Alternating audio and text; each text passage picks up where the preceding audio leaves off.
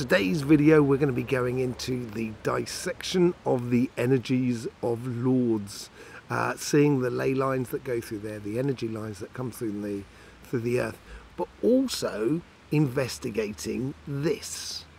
That's the cave of Lourdes. They've just been doing a sort of healing ceremony there. I'm going to be doing a special video on the energies of Lourdes. Because there's some amazing things going on here, and it's like not all of it is all natural. A lot of it is obviously tied into all of that, and they're giving me feedback at the same time. That's what I mean when it's not all natural. So yeah, energy breakdown of Lourdes, and the other video I'm going to do also a meditation on the human energy messages. Now that's going to be interesting because it's not the same.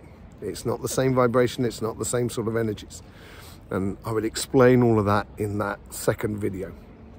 But today it's just following up on, and I talk about those secondary energies, get feedback again. The moment I start speaking about the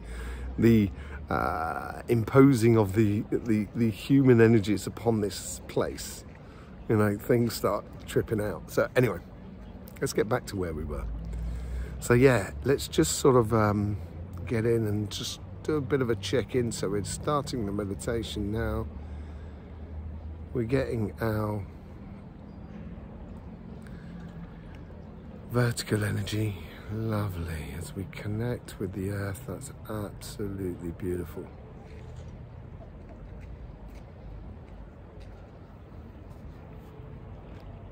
Just my first impressions from it.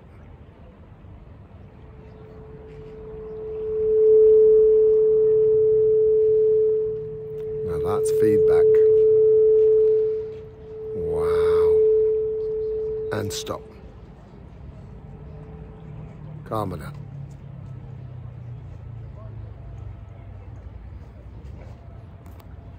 Sometimes that empowering energy is really overriding the nature's energy, and it's interesting. Let's put it that way. Let's get back to connecting with the female energy that's coming through here. Don't believe, just know. Cymatic TV, turning vibration into reality.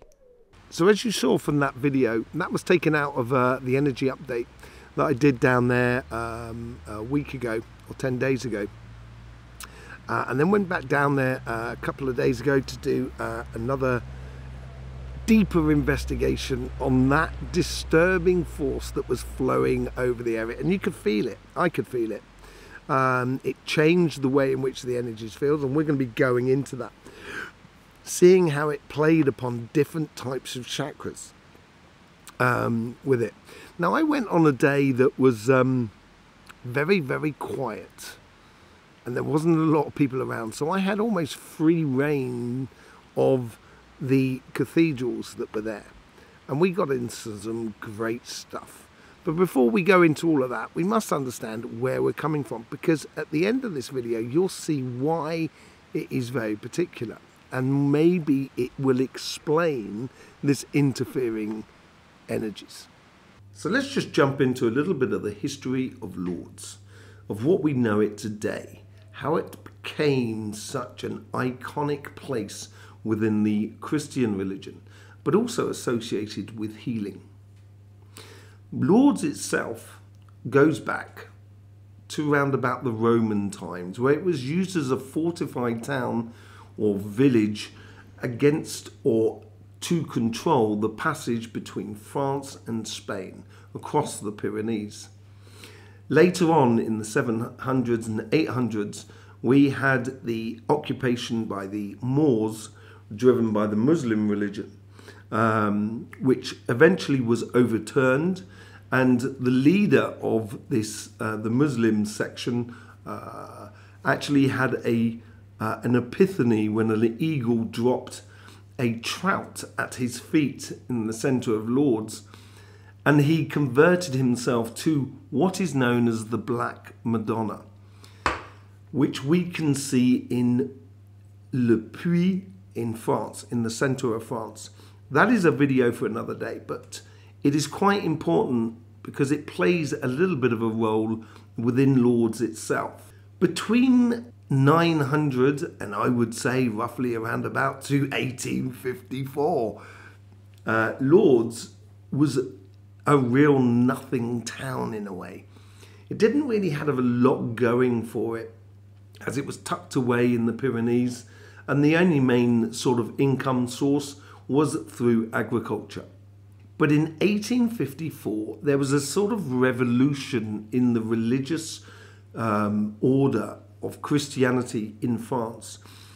And Pope Pius IX started venerating the idea of the Virgin Mary, proclaiming the Immaculate Conception, the dogma that followed thereon after. What's funny about this is that Bernadette, the young girl who had the visions which started all this modern day notion of Lourdes, was canonized by Pope Pius XI on December the 8th, 1933.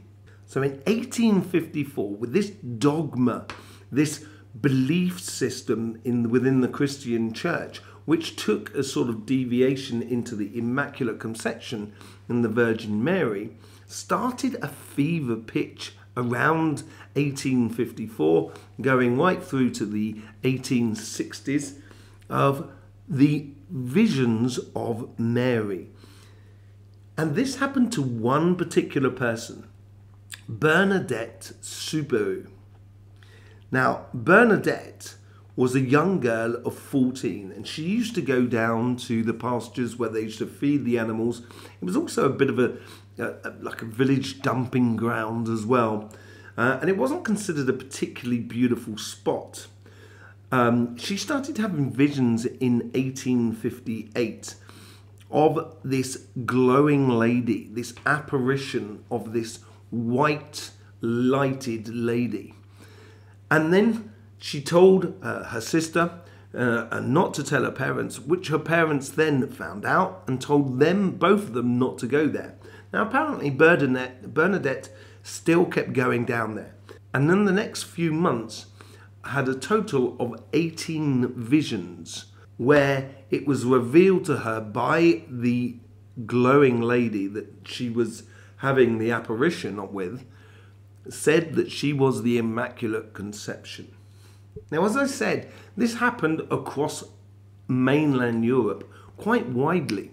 And at the end of the video, we'll see a stark difference, because within the Pyrenees, it was massive.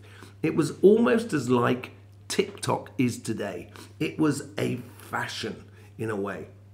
I'm not taking anything away about the visions, because personally, I have had visions of deities who I've conversed with in the past, and still converse with many in today's times. So I'm not taking anything away from it, but I can understand the visionary sort of aspect that can create an energy behind a place which can drive it into an hysterical form. And this hysterical form, or this passion for the Virgin Mary at that time, created Lourdes. Once she'd had these visions and the spring was uncovered and people started coming in vast numbers to bathe within the water, to bathe within the mud of the water and spreading it upon their face, this is when in 1861, now this is 3 years after the end of the visions of Bernadette, in 1861, the local priest and the local bishop bought the land around it and immediately started to change the environment, started to impose a particular type of human vibration on the place. By 1864, the crypt was created, and then that followed by the basilicas. The main basilica, or the upper basilica, which we will go into later on, which has Pope Pius IX depicted upon its front was built on the top. And then we had the lower basilica, which was then created in 1899. And this was dedicated to the Virgin Mary. Now, all of this is actually quite important, because the final basilica, which was the most important, the most impressive, that could hold up, and it can hold up to 25,000 worshippers at one time, is what is known as the underground basilica. And this was created in 1958. And this is where our troubles start. So I started off by dowsing what would be, to some people, called the male line, other people called the yin line, or the positive or negative. It's an opposing forces, whichever way you look at it. I tend to use male and female just simply because then it becomes very obvious between the two different sort of types of energy, because energy does depict that. A male energy is much more sort of vertical, and a female energy is much more horizontal. Understand that. So I started out on the male line, and this is what I got. Okay, so I've just done this line that sort of goes behind me from there to about there. I've just been feeling the energy off it. I'm going to get a message off it later on. That's going to be really funny, because it wasn't feeling like it should be feeling. And as you've seen from the other things and the mathematics of the church and things like that, there's a lot of things that don't stack up. It doesn't respect a lot of the sacred geometry and so forth. And the energy that comes through here is not in... It doesn't go in the nature of frequencies. Of course it is in the nature of frequencies, but it's much more in the human frequencies. So this line here is really generating more sort of third eye, brain, mental energy, but also at the same time producing sacrum energy. Now, as you're going to see in a minute, we're going to be doing the female line. And these are two particular lines that cross each other. And the definition is not the same. And this is what I was talking about in the energy update the other day, where there is not everything here is necessarily beneficial. So we're going to try and find out where that source is, to see whether we can not just calm it down so it refines its equilibrium, its harmony, its balance. So let me just picture that line on a map for you, which you can see about my head around there. And that is a male line that comes through the castle, the fortified castle on the hill, and then comes down the valley and then goes up to the other side of the valley slightly, where we meet the cathedrals and etc. of Lourdes. And there is a major difference going on, and this is where we start homing in on the difference between the energies that were going on a normal energy line that is just free reign, as it were, to a place that's energy that's caught up in a city, that's also got multitudes of effects upon the line as we go through. And then some of them are minor, some of them are major, and this was a major difference going between the two. But before we do go into that interference, just have a quick look at what's going on the female line, because I think this is the most important aspect of the interference of energy upon this place. Now, as you can see here, I'm dowsing the lady line, which is just I'm doing this straight in front of the grotto where they have the spring, the cave where they have the spring, and you know, it seems fine. It seems absolutely okay in terms of energy. It's not too bad.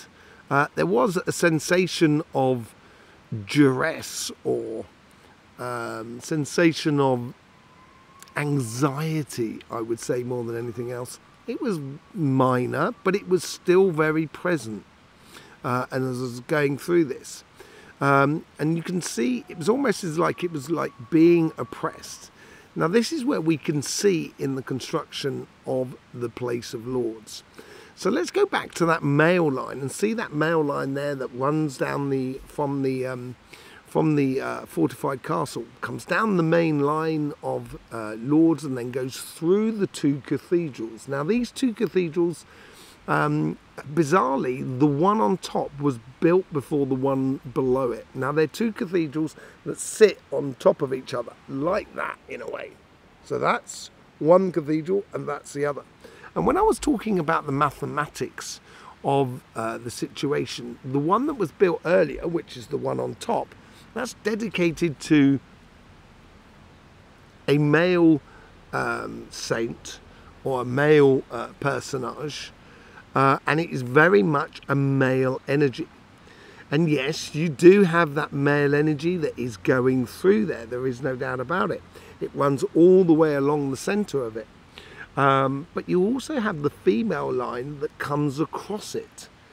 Now, when you look at the windows, and this is where we get into the mathematics of churches.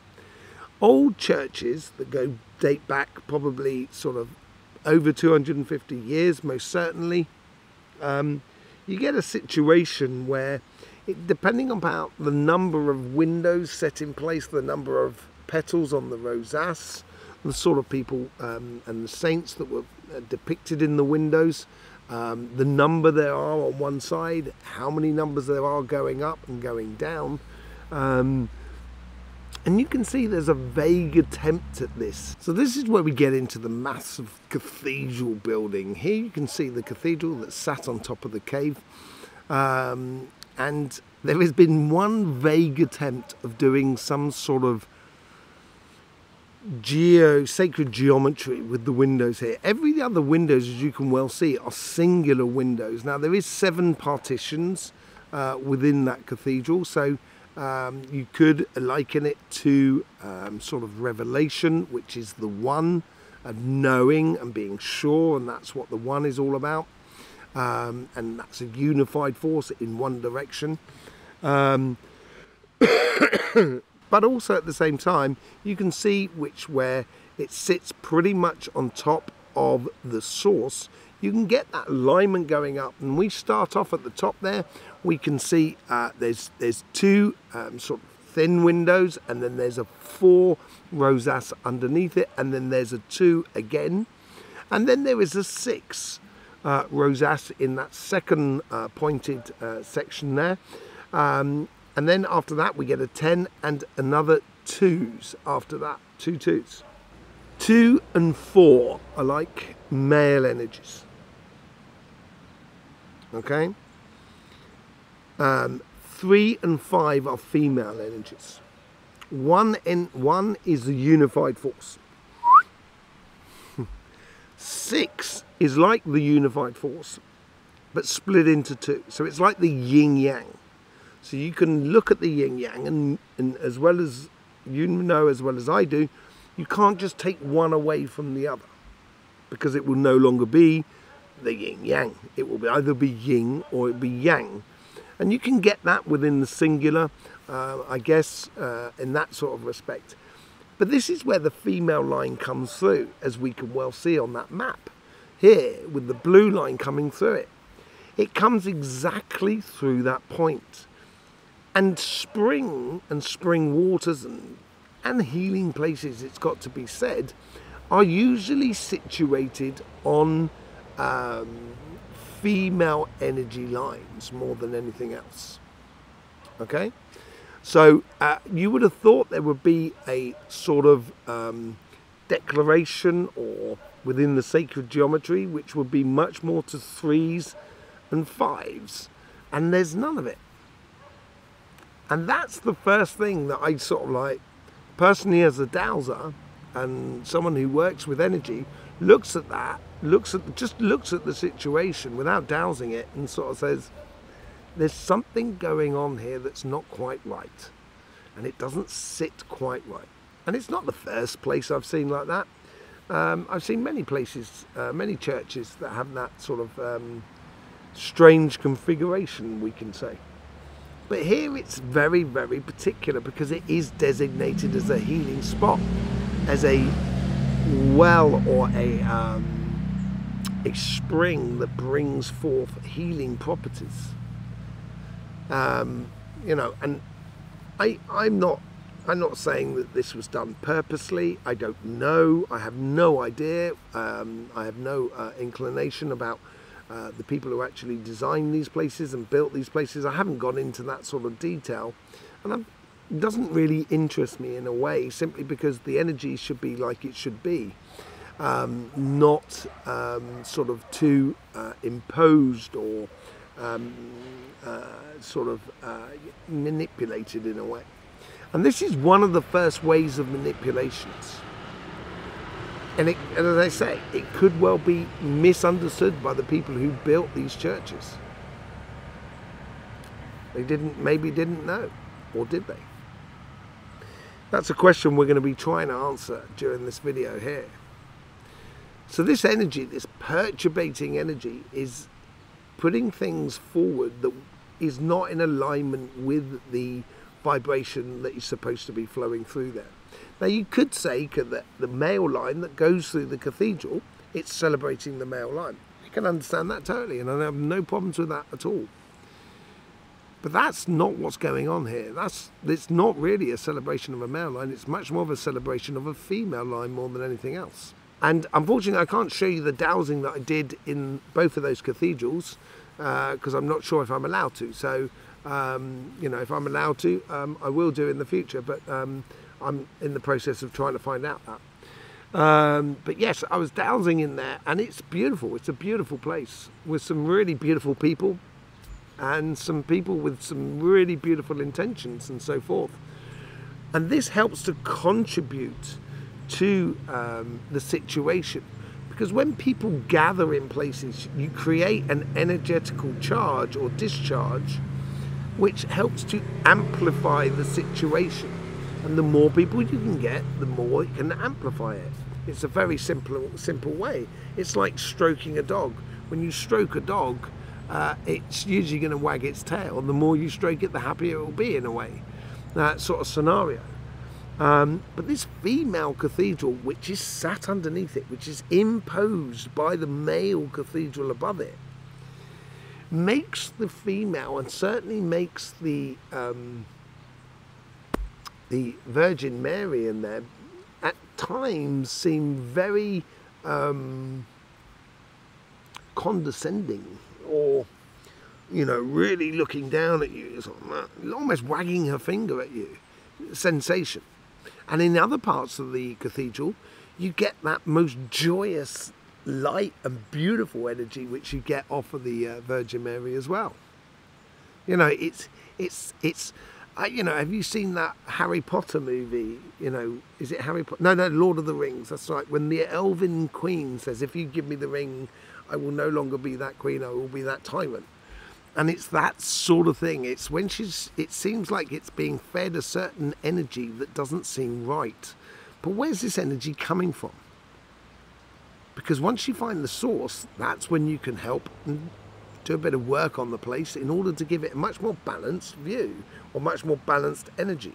Once you get that balanced energy, that's when people will enjoy, and I think you'll get a lot more, you'll get a greater influx of visitors once you can put that energy back into balance, rather than having it lopsided or shackled to one side, because that's what it feels like, that it's shackled. And in order to do that, we've got to go back to that male line that we saw earlier on. Okay, look, I've just come past, and like, just to sort of see that this mid-grass section is thinner than that. It's thinner than that line over there. The line up there is about as, let me just scoop in a bit. The line up there that I just did is about the width of that, which is thinner than this section here, which is in front of me here. And we're just going to douse that now to see what's going on. So here we go. I can see it, I can feel it pulling, there is no doubt about it. And there it is there. So there it kicks in there. Yeah. As I'm walking across, it starts kicking out already. And it's pretty much there. That's strange. They're not the same width. Now let's just get a feeling on that line here. This line is completely different. It feels completely different. I will go into about what I've been feeling on those sort of lines there. And so it's not the same feeling. This is the earth line. And this earth line here goes from basically out there, and it follows it down. But there's something around here, around that section there, around that statue there, the Virgin Mary, that things go haywire, or things go strange. And this is what I was feeling the other day. And obviously there's huge implications in regards to religion and stuff like that. And I haven't got anything against any religion whatsoever, and I went up for the religions. It doesn't bother me at all.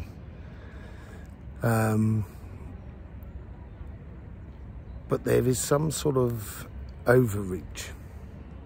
That's what it feels like. And that's what I was sort of, you know, when I said the interference was coming through in the other video, and I said stop. And that was all about the energy that was overriding everything and overriding the female energy. I'm going to take a video of the source in a minute, and you'll be able to see why. Now this is what we're going into here, which is the Basilique Saint-Pice, and that's an underground basilique. And look at the shape of it. This is what we're talking about. Listen, look at that. That's the shape of it. And that's what it is there. It's very weird. It's one of the weirdest things I've ever seen, I think. Look at that. Look at that.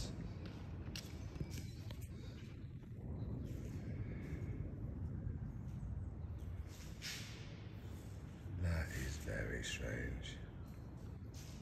So as you could see, the chakras that it was instigating within me as I was dowsing were different after the statue of Mary and the other side of the statue just before the cathedral in that open squareway. Now that open squareway had third eye and sacrum. It was all about human desire more than anything else, and that's what the perturbating energy is. Because after the Virgin Mary, when we go a little bit further out, we get back into the male line, very calm, very easy. And that energy line there is much more into the solar plexus, much more sort of, you know, sort of male activity more than anything else. Or male energies, if you like. So there is something going on. Is it the statue? No. Let's look at the map here. So we've got this female line that goes across, and we've got that male line that goes along. There is one thing that has been added since 1954, which is a Basilica, the cathedral that's under the ground. And this is what we discovered. Now this is what we're going into here, which is the Basilique Saint-Pice. And that's an underground basilique. And look at the shape of it. This is what we're talking about. Listen, look at that.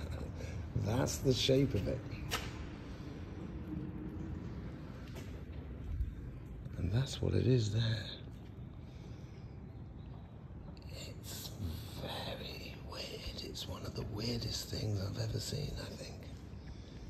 Look at that. Look at that. Now, once we've discovered that sort of energy and what was going on in that underground cathedral, which is the size of a football pitch, it is massive. It's almost bigger than the other two cathedrals put together. It's in the form of an eye, you know, and you can take your own sort of conclusions to that. And there's also, when you look at it at one end, you get the altar perfectly in that third eye, sort of that eye in the pyramid sort of scenario. Was it intentional? I don't know. I wouldn't be able to tell you. I have no idea. But it certainly creates a vibration. And this is what we need to understand about future emplacements of life, of how we impose upon nature around us. And if we take this into consideration and work for a better environment in regards to installations, and this could be anything from cathedrals to government buildings to sort of even bus depots and so forth, you know, once we start working with the feng shui of life, because that's what it's about, really doing this sort of dowsing and on a big, large brushstrokes, this is going to make everybody's life a lot easier. And once everybody's life is a lot easier, people will then care for their environment even more. It's a known fact that if you decrease poverty within a population, you increase their concern with their local environment. It is the best way to clean up the planet in this world. So I'm not saying whether these people knew what they were doing, but it is acting like a generator of totally human desired energy and channeling that energy. Now, when you do that, you need to have an accumulator, such as a pyramid can do that sort of thing. It's very good at accumulating energies and stuff and so forth. But here, and let's look at Lourdes once again, in front of Lourdes, going from the cathedral at the top down to the bottom, you have this walkway that goes round in this beautiful circle. And that acts a little bit like a particle collider in a way of energy. And it creates this spiral of energy which changes all of that energy in that place in front of it. And then it goes through the two cathedrals and comes out the other side and joins back onto the line, the male line, after that. Here is a representation of it, of what you can see on that map. I am not a graphic designer. I will tell you now, it is probably, I'm not the most best graphic designer. I love photographs and I love taking photographs, but I'm not a graphic designer. So this is my best attempt. After trying to learn Google Earth for a whole day and how to do lines and everything like that and perfect lines and what have you, this is my best attempt. This is the orange line that you can see, and this is the energy that's been generated by that installation. And as I say, I have no idea if there was intention of what the intentions were when they built this place, but then it was built in 1954, so a long time afterwards, and obviously it was there built to create and to welcome lots and lots of people. Now, there is an intention behind that, because Lourdes, the actual spring, is run by a private company. The healing spring is run by a private company, not by the religion. Now, there is a reason for this, is because within the Roman Catholic religion, you're not allowed, you know, that's paganism sort of stuff.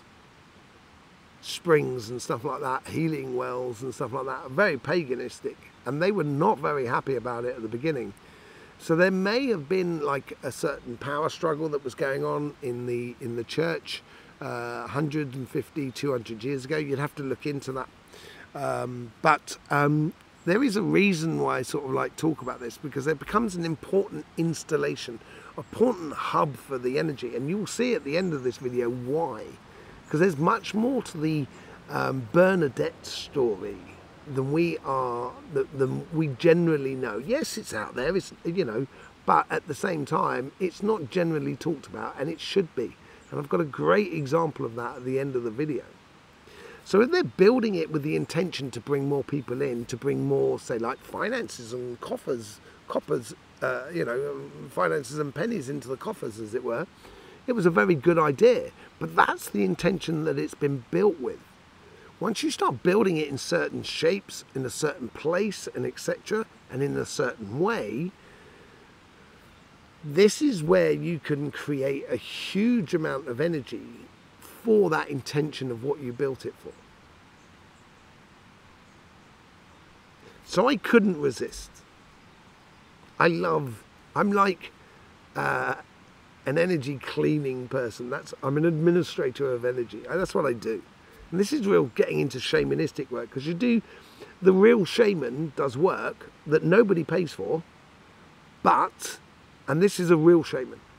If a shaman is charging you money, then, it's not really, that's not the work, that's not the fine definition of shamanistic work in my idea, Shamanistic work is also combining all the elements that are around you. It's allowing that tree to, contribute. It's allowing that river to contribute. It's allowing this earth to contribute, the sky, the air, me, the dog, my dog.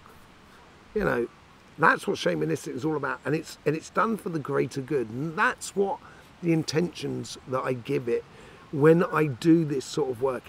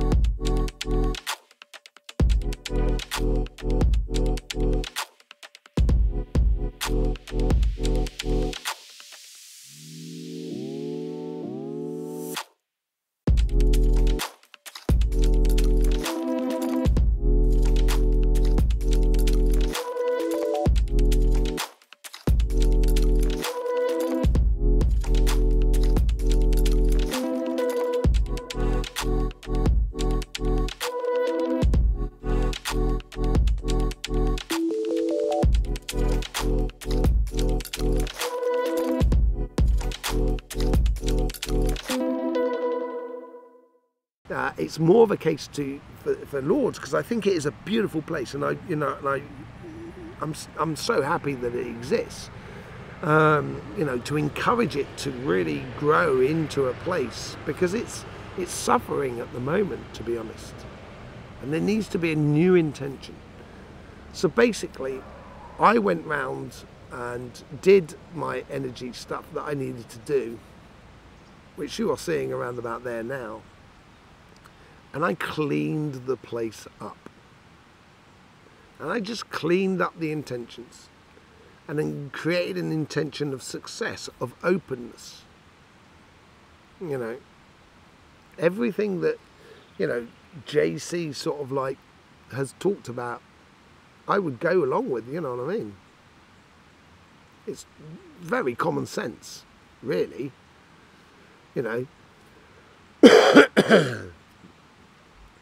So here you can see it's just sort of like cleaning up this sphere that's happening, that knot that you can see there, that goes like that creates that infiny, like that hadron collider or a particle collider, and then it whisks it off into the rest of it, and woo, it goes through. And this is, as I say, I think is more detrimental to the place, and also, to the people going there with good faith, than anything else. And it's just helping to return that good faith to that place. Now I do have to go down there again and finalise a little bit of the work. It's like seasons. You've got to work on it slowly. You can't just turn up and, let's say, put a crystal there and then boom, that's it, work done. That's not how it works, people. If it was that simple, it would be that easy, and it's just not that. It's not that. You've got to be dedicated to this sort of work, and you've got to keep doing it, and you've got to get involved, and take responsibility for that involvement, which I think is a really good thing. So I will be going down there in the next sort of couple of months to sort of finalise things and just get the rhythms flowing how it should be. Now here is another church that I went to on the same day. Okay, it's a beautiful little church. It has 2 lines going through it, one going, a male line going through the middle, and it's actually the female line that's going through the middle and the male line that's crossing it, which changes the place incredibly. And the village itself has also got old Roman baths, or healing baths. Now this church was put into place because some young lady had an apparition of, you can see the details, I'll show you the details up later on, you can take a screenshot of it and read it. It is in French, but of a young lady who had an apparition of the Virgin Mary, or the white glowing lady, and a spring is found out of the back of that church, which you can see there. You've seen it there, where lots of people do go there and they appropriate healing properties for this spring. But the energies are completely different, and as you can see, there's no major financial attachments or power attachment to the place. And it could well be that this could have been a fashion at the time to have your local church being seen where Mary has been seen, and there's a healing well next to it, because there's multitudes of places with that sort of scenario. And with those multitudes of sort of places, it begs the question, is kind of going, is there some sort of power struggle, or was there some sort of power struggle with the creation of Lourdes going on? Because we've seen that power struggle within the Pyrenees over time. It's the same with the Cathars and the Merovingian kings and queens.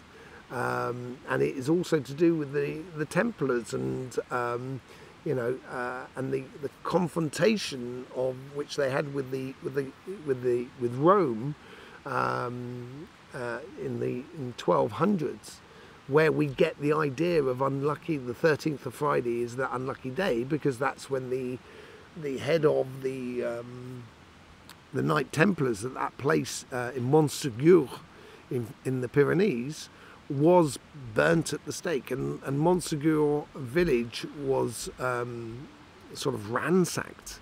The hill fort was ransacked, and there's multitudes of sort of legends connected to the Holy Grail in that whole sort of period there, which is the Da Vinci Code comes out with, and which the better version of the Da Vinci Code, in my opinion, is the Holy Blood, Holy Grail. You should really read that. It's a very interesting book, done way before the Da Vinci Code, that's connected to that sort of thing.